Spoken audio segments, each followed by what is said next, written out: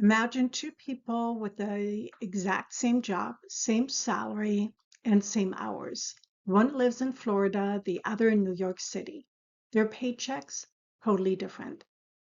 Why? Because state and local tax withholdings can dramatically change how much you actually take home.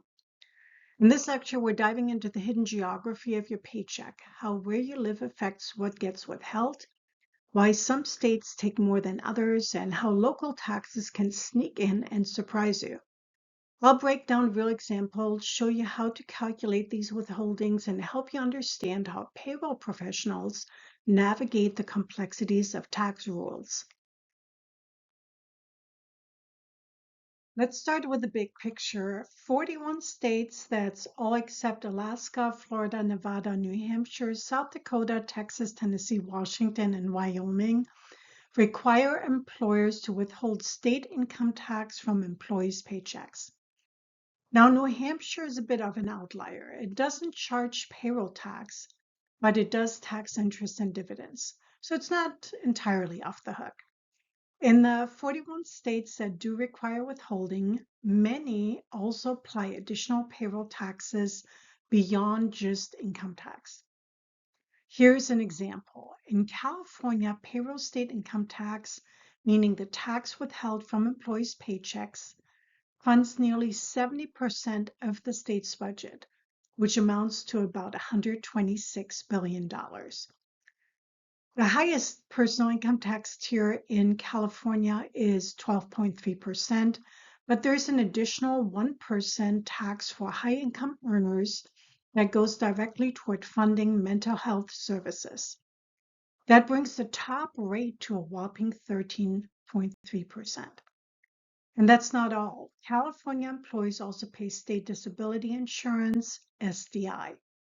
In 2024, the rate was 1.1% of gross pay, but in 2025, it increased to 1.2%. Just like federal income tax, California's personal income tax, PIT, varies based on income level, pay frequency, and marital status.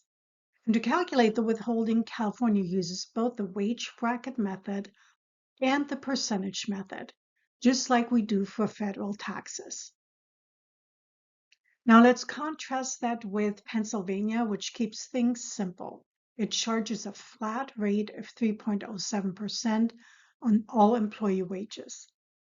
That rate hasn't changed in 2025, and it applies equally to everyone. If you want to explore other state income tax rates, check out Appendix D in our textbook. It's a great resource. But here's where things get tricky. If a company operates in multiple states, payroll gets a lot more complex. Some states require employers to withhold income tax on all wages earned within their borders, even if the employee lives elsewhere. For example, if a paper mill worker lives in Florida but works at a location in Georgia, the employer may be required to withhold Georgia state income tax. And in the entertainment industry, it gets even more complicated. Actors and crew members often have taxes withheld for every state they film in. Early in my career, I worked at a CPA firm with a lot of entertainment clients, and it wasn't unusual to see someone with 20 plus different W-2s, each showing state tax withholdings from a different location. One more layer to consider: local income taxes. These are separate from state taxes and are applied after pre-tax deductions are subtracted from gross pay. Payroll accountants need to be aware of any local taxes that apply to their business locations. Now that we've covered the basics, let's look at a few examples of how state income tax affects net pay calculations. Our first example is for Samaya, who receives a salary of $850 per week at their job in Joliet, Illinois.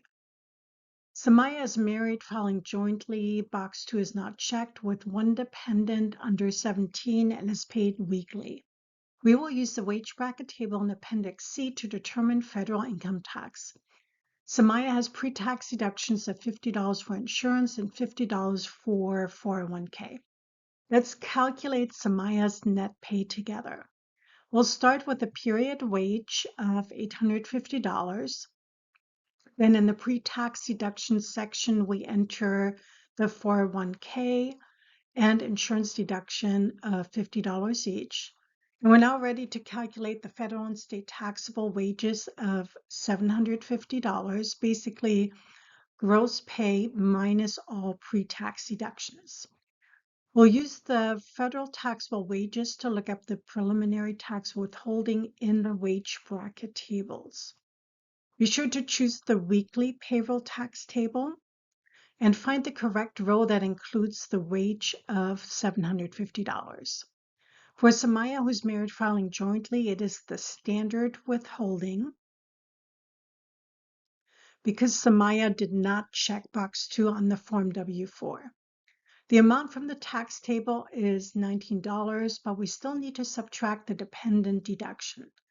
Each dependent under 17 is worth $2,000 annually. So we divide that amount by 52 for the weekly amount of $38.46, which brings the tax withholdings to 0.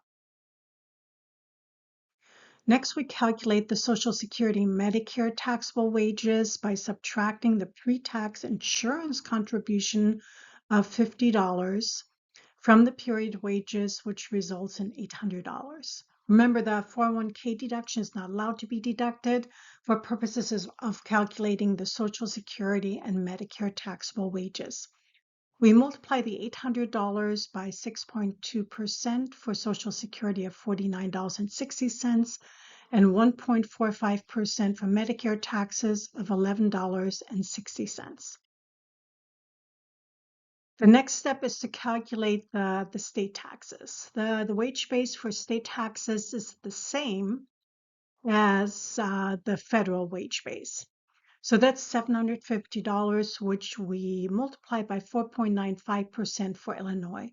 The only thing left to do is calculate the net pay by taking the gross pay of $850, subtracting the pre-tax deductions of $100 and taxes of $98.33 for a net amount of $651.67. Here's another example from our textbook, which highlights the additional state and local taxes that may be assessed. In this example, Amal is an employee at Kaiser & Sons in Denver, Colorado, earns $39,000 annually, and is paid biweekly. Amal is married filing jointly with no dependents, and box 2 is not checked. Amal has pre-tax deductions, including $100 for health insurance and a contribution of 6% of gross pay to a 401k plan. We will use the wage bracket table to calculate the federal tax. In addition, Denver, Colorado has a local tax called Occupational Privilege Tax, OPT, which is $5.75 per month for employees and $4 for employers of any business with any activity in Denver, even if the employee or business does not exist or reside in Denver itself.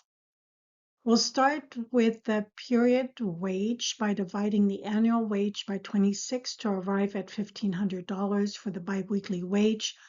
And next, calculate the federal and state taxable wages by subtracting the 401k contribution of $90, which is 6% of $1,500, and insurance contribution of $100 from the period wage for a total of $1,310. This is the amount we will use to calculate the federal and state income tax withholdings. We then look up the amount of $1,310 in the biweekly table. We find the correct row for the wage and the correct column for married filing jointly. The amount is $18. Next, we'll calculate the FICA taxable wages by subtracting the pre-tax insurance contributions of $100 from the period wages to arrive at $1,400. We multiply the $1,400 by 6.2% for Social Security tax of $86.80 and 1.45% for Medicare tax of $20.30.